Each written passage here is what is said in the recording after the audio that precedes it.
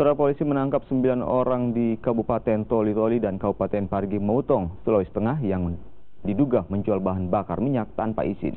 Selain itu, polisi juga menyita 9 mesin pengisian bahan bakar mini.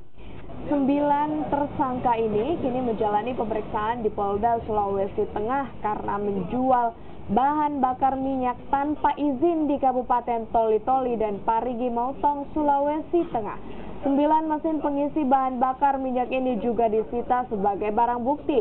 Menurut salah satu pelaku, dirinya tidak mengetahui jika penjualan bahan bakar minyak harus memiliki izin dan penjualan ini telah berlangsung sejak Januari 2018 lalu.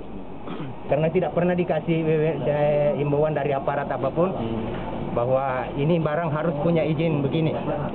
Jadi kita lihat saja orang pakai, kita beli juga karena barang dijual. Kalau di kampungnya Bapak ada berapa yang pakai?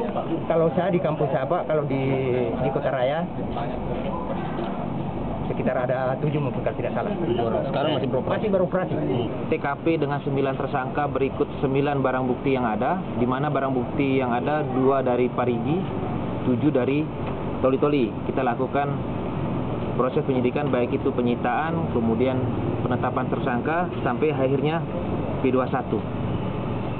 Jadi perlu kami jelaskan bahwa dalam kasus ini yang dipermasalahkan adalah izin. Jadi sebuah kegiatan migas yang tidak memiliki izin. Itu juga dikuatkan dengan alat yang digunakan seperti pomini, ya, yang serupa dengan atau menyerupai dispenser, di mana alat ini belum memiliki izin, belum ada standarisasi dari pihak yang